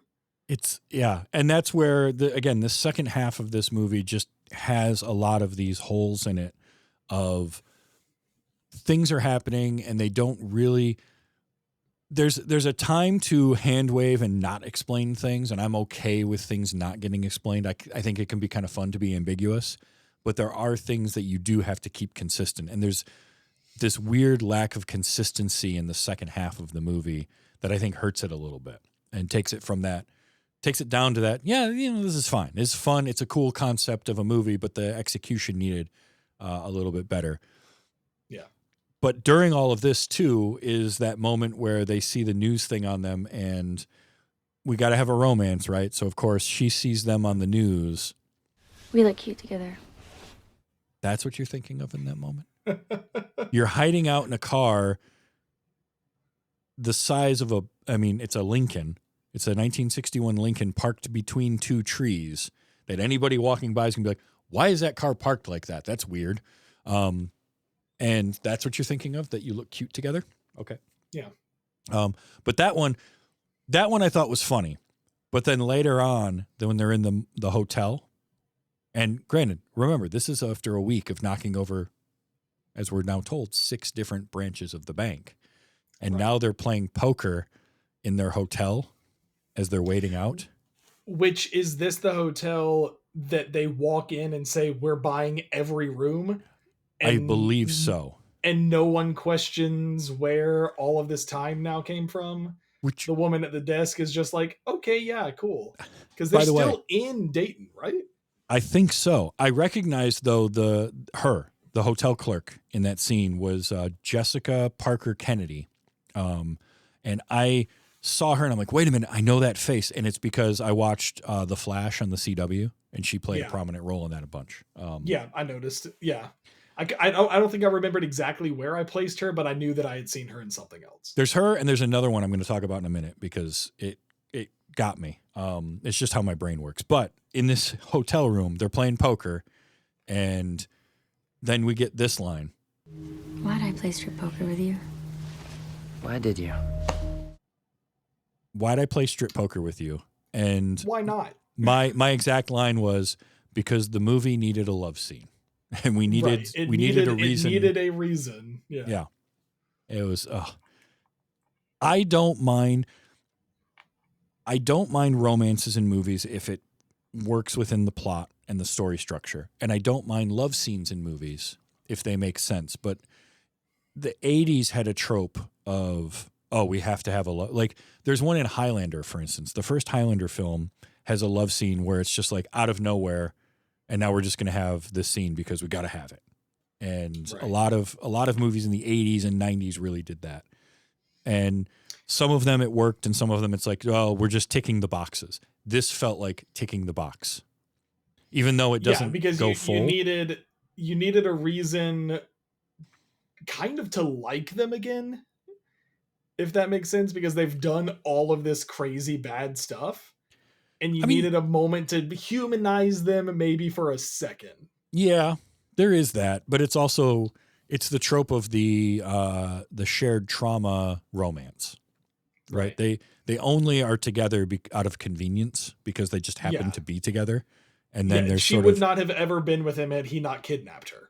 Right? Yeah, there's a little Stockholm syndrome going on. All of that, but that's fine. And then we get some more action. And the action's, it's fine. There's a lot of running in this movie, I noticed. Yeah. And heels for some of them. No, thank you. Look, no. It's bad enough to have to run in like loafers, but I can't imagine being Amanda playing Sylvia and having to run in like, substantial heels. Right. And jumping over buildings and jumping from roof to roof and... But we have this whole action sequence and they're getting away. And I think this is where we're kind of coming to our climax. Oh, no, because then they get captured by the Minutemen. Right. I couldn't remember exactly what order of events those happened in. But yeah. And the Minutemen capture them. And this is where we finally get a payoff of the time fights, the arm wrestling. Yeah. And I'm just going to say it.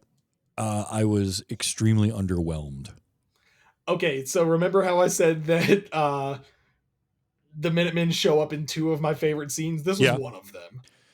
And let me put it this way. The scene was okay. Mm-hmm. The ending was cool. Like the way the fight ended, I thought was interesting. Yes. But to get there, the buildup wasn't spectacular. I'm going to agree with you on that because I think the way he got out of it was really cool, where he gets to that moment and then grabs the gun, shoot, nail, time him out, and then they get out. That was a great ending to it. Although I thought it was odd that the pawn shop owner was one of the Minutemen. I clocked that. I don't know if you noticed that or not. I didn't.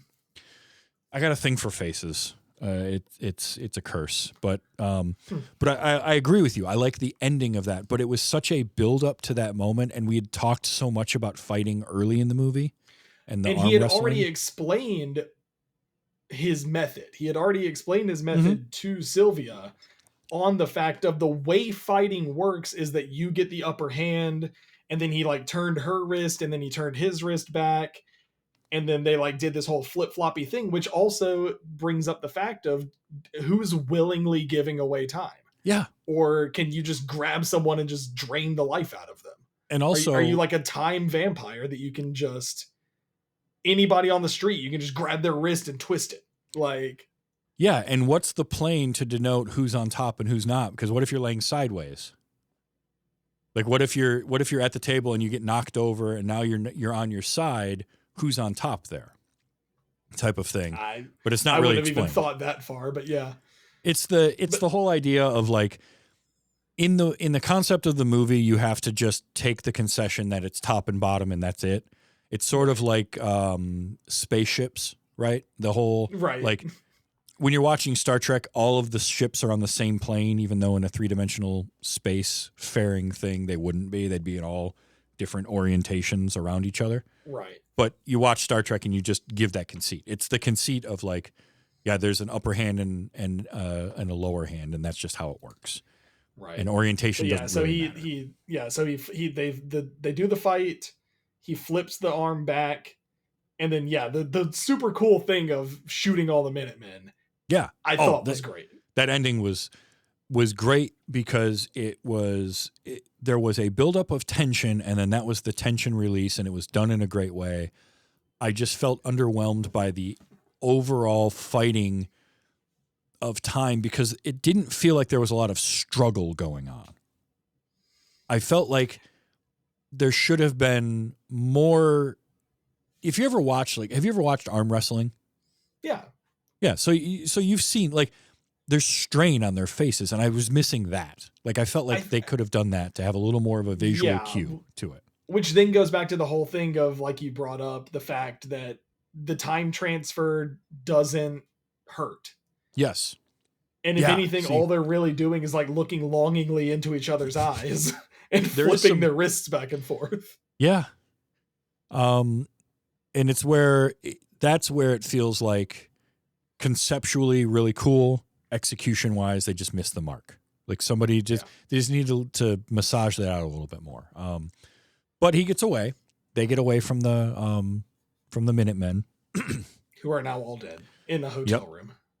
And it's our final kind of climax now of they're getting away from Leon, and Leon's chasing them, and they're getting through town, roofs, jumping off buildings and hills. Yeah, all of that. But I did love they're running on foot trying to make it to like the next town over, the next zone over for something. We don't really know why, because they don't have a lot of time left. And then Leon is driving in the other cool car, by the way, the 1970 Dodge Challenger. That's with the way they did the light bars and the grill. Like, that's just cool looking. And I did like, because again, it's only like movies and television. If you need information, you will turn on the TV and it will be on that channel perfectly to give you the information you need. Yes. I've always said that. There are sometimes in some shows where they'll be like, oh, it's 6:00. The news is starting. Turn it on. Yes. I have a segment at 6:30. Turn the news on. But yeah, the moment a TV ever gets turned on randomly, it is exactly the breaking news story you needed to hear in that moment. Was a YouTube series called Cracked After Hours. It was from crack.com, and it was a comedy series where they would be sitting in a diner talking about stuff and tropes. And that was one of my favorites, where one of the characters said that would be my superpower, is to have the ability to turn on a television and have the exact information I need being disseminated at that moment. Right. So I kind of love that. But like the way this all works out is Leon ends up at the same spot as them, right? They converge. And it happened because Leon is in his car and he's pursuing them. He's looking for a slow moving car, and he just happens to glance over and see one of those 61 Lincoln Continentals that Will is driving. He's like, I've got them. Wow, that is incredibly convenient. I love it. And so then we get a chase. And in there, and I'll give the movie credit for this, he does say, I need my per diem wired. And then immediately says, hold on, I've got them. So it's been sent to him. His amount, his per diem has been sent to him, but he didn't put it on him yet. And I will say that in the moment, I didn't catch that he didn't actually transfer it either.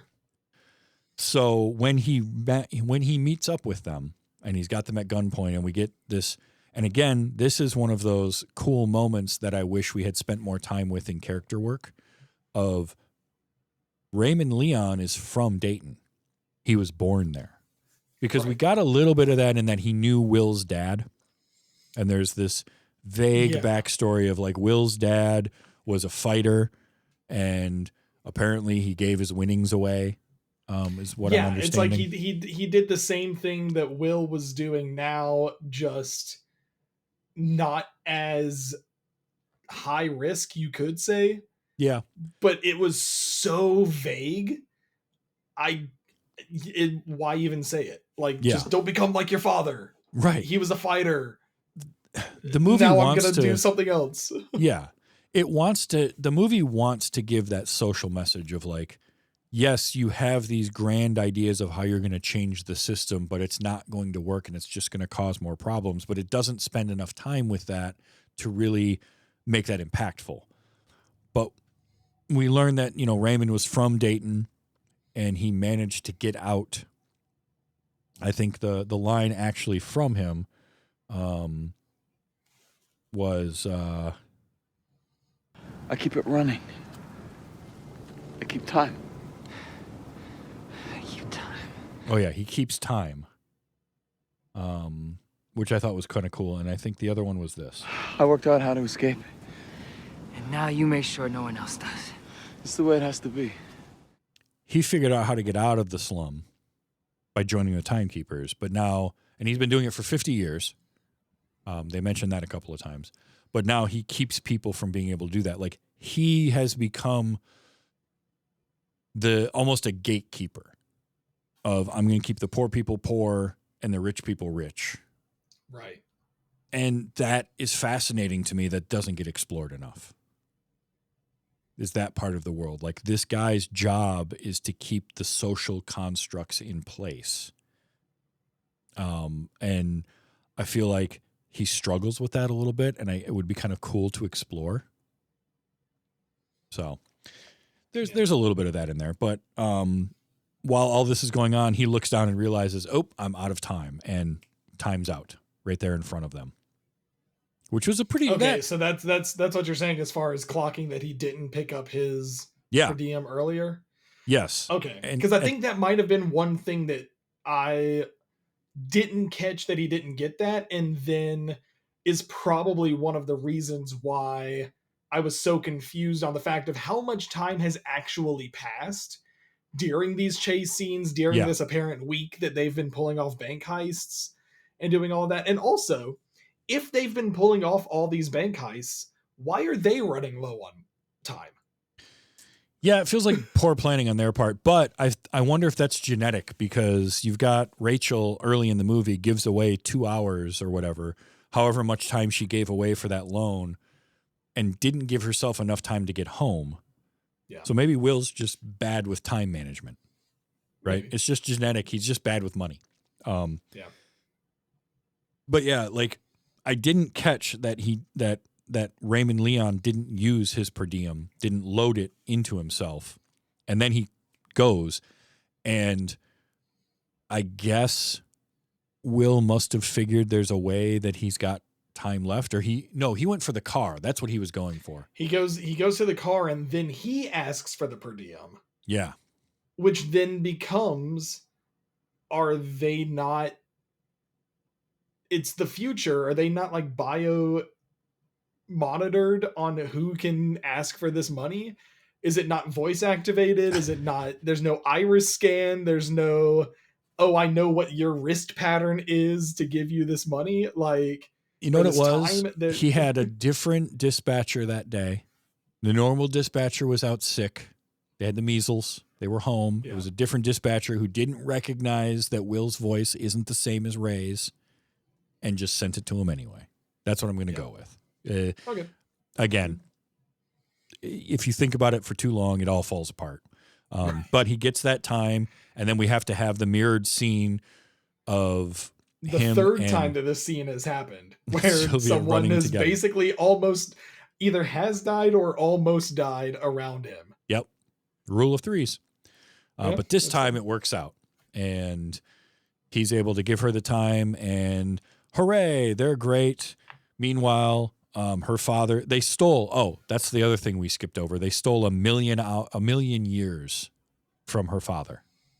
Okay, I couldn't remember if that was the last thing they did after Leon timed out, or they were in the possession, or had they already dropped off the years? They had dropped off the years. They stole the million years, which that was a moment. They're sitting in the hotel, and her thing is like, that's it, let's give up.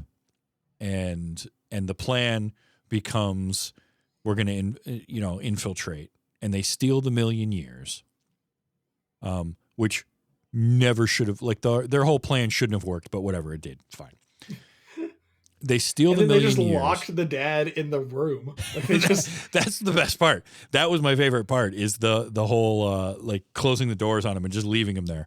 Like type in the passcode, shut the door, seal it, and then shoot the passcode. Yes. Later. That's another wonderful movie trope of like, we have an electronic or some sort of locking mechanism that you punch in a code, so we'll just shoot that, and then that now makes it you where can it never doesn't put work. the code in again, Yeah. or the electronics don't fail and then open the door. Right. Because it also does work to open the door. You can shoot the punch the punch key, and the door opens, or you shut the door, shoot it, and it stays shut. It's the same as turning on the TV and getting the exact news you want. Shooting the passcode either locks the door or unlocks it based on your willpower. Exactly. Yes. Which is a superpower I want, if I'm honest. Yeah. But yeah, they steal the million, and it's his first million. The first million years that he made, or whatever it is. So, but they take that and they take it to Dayton, and they give it to the girl, the little girl that we met in the beginning of the movie. Which we skipped over her for a second. I'll wrap it back here. She comes up to Will at the beginning of the movie and says, I need some time. This is the exchange. You got a minute? What are you talking about, Maya? You have a whole year. Not a year I can use yet. Come on, Will. I've got bills to pay. What bills? You're 9. What bills?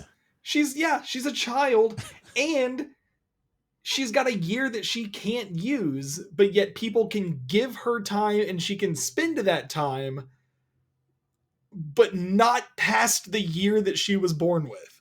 So that is the thing, right? She's got a time capsule. So she's using a capsule instead of her own personal time. But still, that's fair. My question was like, yeah, but what bills do you have to pay at 8 years old? I want a whole movie based around her. Yeah. Okay, so that you did answer a question though, because I guess it happened so fast and I was already so confused as to why she had bills to pay. I didn't realize she used a capsule, and I thought he just grabbed her wrist, gave her time, and left. Yeah. So I didn't realize that. Okay, yeah. So she used a capsule, which is basically just saying, I'm going to wire transfer you this money Yep. that you can then go spend somewhere else. But yeah, she's 9. What bills? Right. What bills? And then that also brings up the fact that at one point, when we meet Burrell's wife and child, she brings up the fact, and my wife pointed this out, she brings up the fact this is a year we could use. It's like, so you're going to sacrifice your baby's year so you can pay rent. Right? Oh. I mean, that's taking money out of the college fund to a whole different level. Right. But I mean, it does give that dystopian vibe of the fact of, I will do whatever I can to live, even if it means, and it's the, I don't know, it's said enough time. It's said twice. I say enough times, but the whole, some people have to die for the rich to stay wealthy. Yeah. Or something like that, like something along those lines. It's that same thing of like the people that are living minute to minute would be willing to sacrifice a year off of a child's life to further their own well-being. Yeah. Like it's yeah. It was this line. This was from Henry early on. For a few to be immortal, many must die. That's for a few to be immortal, many must die. All I can think of at that point is I'm just hearing Freddie Mercury sing "Who Wants to Live Forever." So last line I want to play. This is the last clip that I'll play for this movie. But overall, I think the dialogue is fairly decent in this. But this one did take me out of it for a moment, and it was they have the cop car. And she mentions, look, we're riding around in a stolen police car, basically. Like, and so he says, okay, I got an idea. And they stop the next car they see. It just happens to be a cab. Yeah. And it's got some Which rich is lady also in the convenient. back of it. It's very convenient that the car you need and a rich person shows up when you need him. Mm-hmm. Absolutely. But they stop that. He gets her out of the car, takes the time, and it's this line. Now I'd say your money or your life, but since your money is your life. The movie didn't need that line. It's going to be common knowledge by this point. That feels like that's like an exposition dump where we're going to use this line because it sounds cool. I'm sorry, nobody's saying that at this point in history. It's been known enough. It's been at least. Well, okay, so that's also the weird thing is that you've got people that are 100-something years old. It's been established people are 100-something years old. This movie takes place in 2169. Mm-hmm. So we should be living that time now. Yeah. We would be in about the stage where this technology would be developed. Yep. And yet we are not. The other thing I noticed was there are somewhere in the neighborhood of about 30 to 40 trivia entries in IMDb. It's not a ton, but it's a reasonable amount. 6 of those IMDb trivia entries are just saying a year that a character was born. Yeah. It's not like one entry that says, this character was born here and this one here. No, it's 6 different ones telling us, this character was born in 2064. Like that just, I don't know why that made me laugh. Yeah. Based off of when the movie, like this guy has been 25 for 80 years. Yeah. So we know the movie takes place in 2169. Do the math. Yeah. He was born, 100 years before. It's never explicitly said in the film when it takes place. But I think it was Andrew Niccol probably said, I wrote the movie and it takes place here. I think Henry Hamilton was born in 2065. Yeah. Overall, I enjoyed the movie. I think it was because the concept is so good. I love the concept of time as currency and this whole idea of how that dystopian world would work. And for 45 minutes, it is a great sci-fi movie. And then for the next hour, it's okay. And it could have been better. And I think the bummer of it for me is having watched Gattaca 6 months ago for the first time, I really liked Gattaca. And I think that Gattaca, these movies exist in that same world of like you can feel the similarities in them from Andrew Niccol. But he, for whatever reason, that first time out, he just executed that better. And I think part of it is that this ventured too far into the action realm. And we needed to, I feel it would have been stronger if we stayed in the hard sci-fi. Right. Well, I think I said this, I can't remember if it was slightly pre-show or it may have been like right after we started the episode. It's not the movie I remember. Because like I said, I watched it the first time when it first came out, maybe a second time after that. But now watching it 15, 16 years later, in my brain, the whole movie was them trying to get that million years. Yeah. Not just, oh, I'm going to walk in and steal it from my dad and then go take it somewhere else. Literally just walk in. They stole from her dad the exact same way they've stole from these 6 banks. Yes. They just walked in and said, hey, can we have this? If it was that easy, I mean, and it's the whole thing too, that the movie wants to make a statement about classism and rich versus poor. The moral of the story was not hidden. No. Like the entire concept of, a few may live for some to be immortal, you could basically turn that into, not to go, too far off the deep end, but you could like turn that into the last, 10 years of our lives. Yeah. On the fact of there are people out there that will do whatever it takes to earn thousands of dollars and millions of dollars that they're never going to spend. Mm-hmm. These people are building up these years that they're never going to live. Yeah. Because you're sitting on 1 million years that's in a vault. It's not on your wrist. Right. It's not, and the fact that it's sitting at 1 million years, which means he's never gone in the vault and never tapped out of that money. Nope. Because he's got 1,000 years on his arm. Why does he need the million sitting in the vault? Right. And he's also not living those years that he does have on his arm.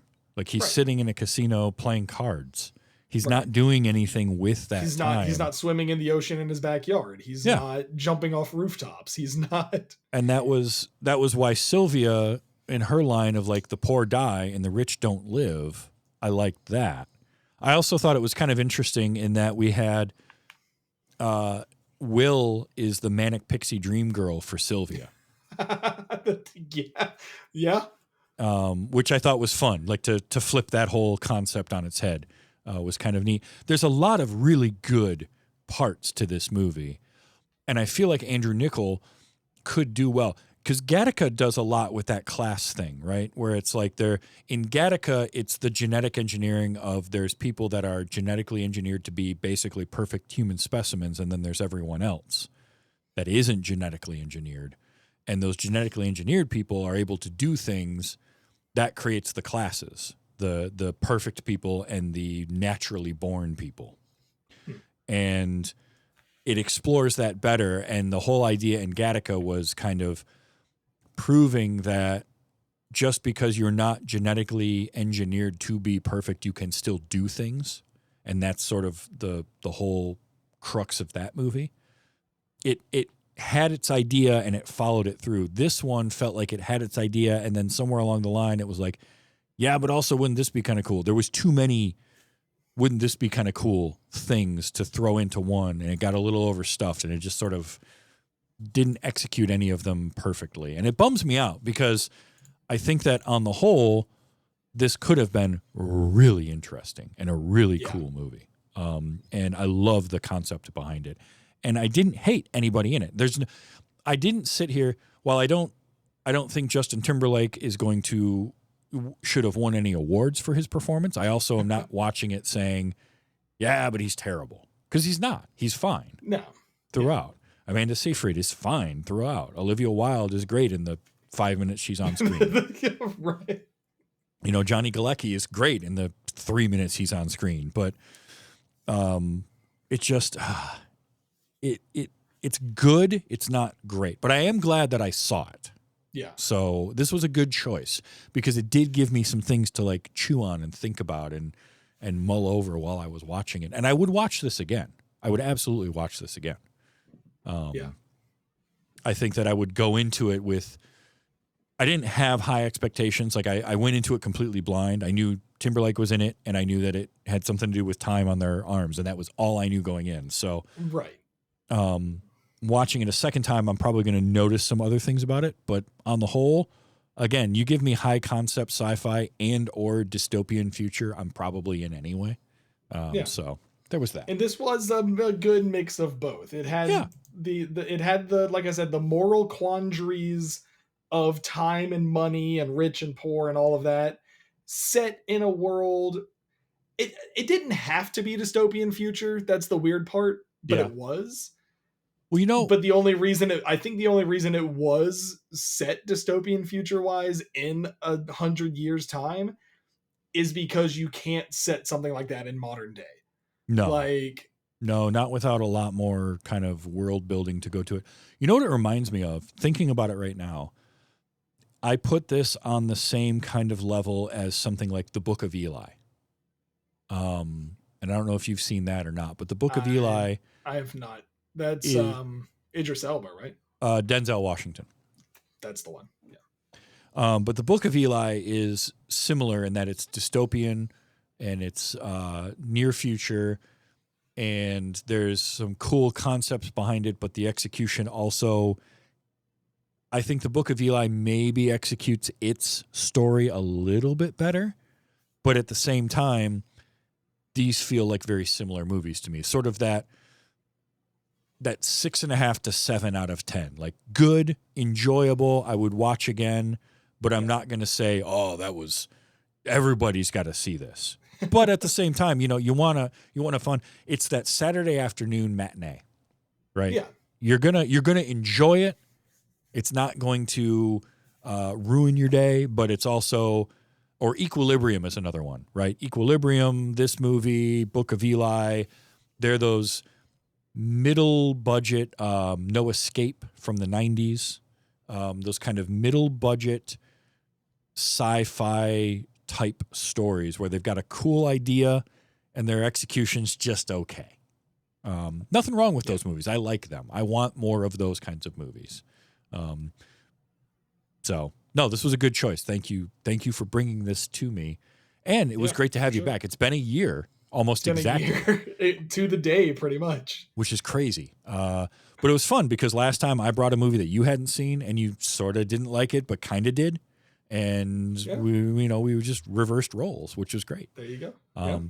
Now, let people know, what are you up to lately? Oh, other than having a child. Other than raising a kid, that's about it.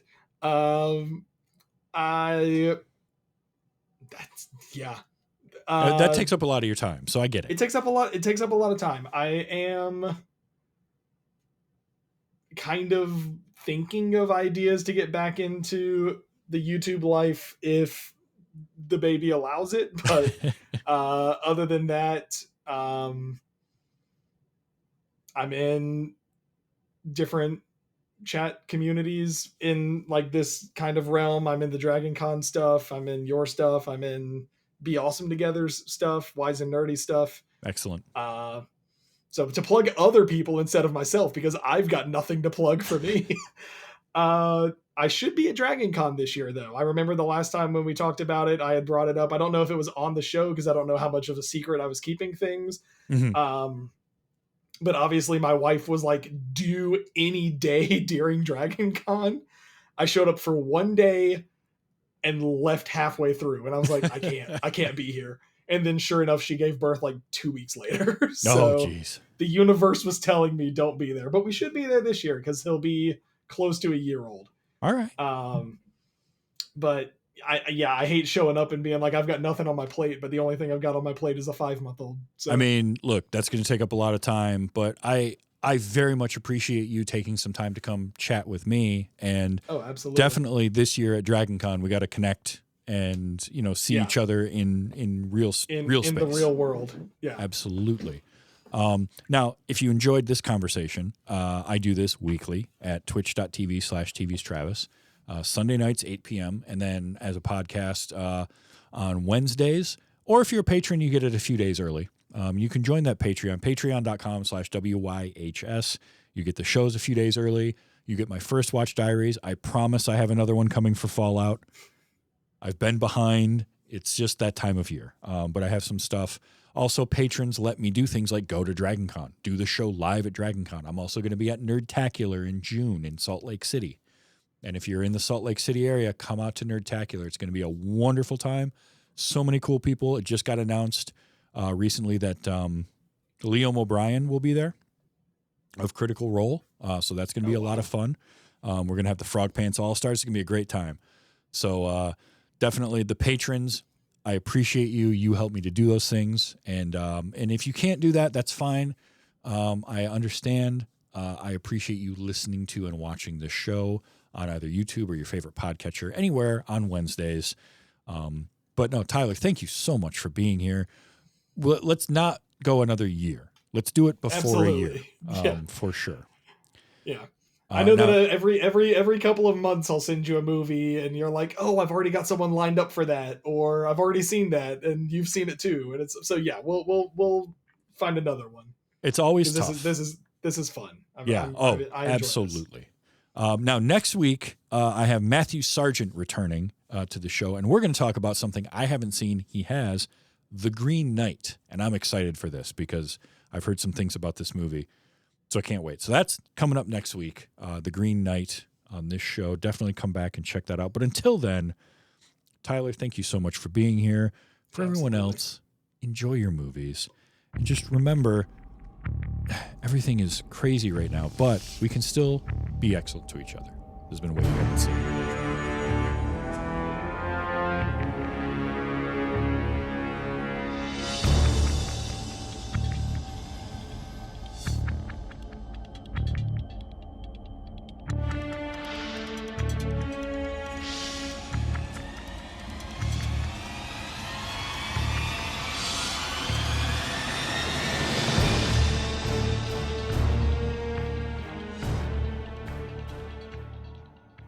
See? They won't jump. So much for your theory. Shit. I love that. Which reminds me, we didn't go over the fact that there was the one PG-13 F-bomb in the entire movie. Oh, right.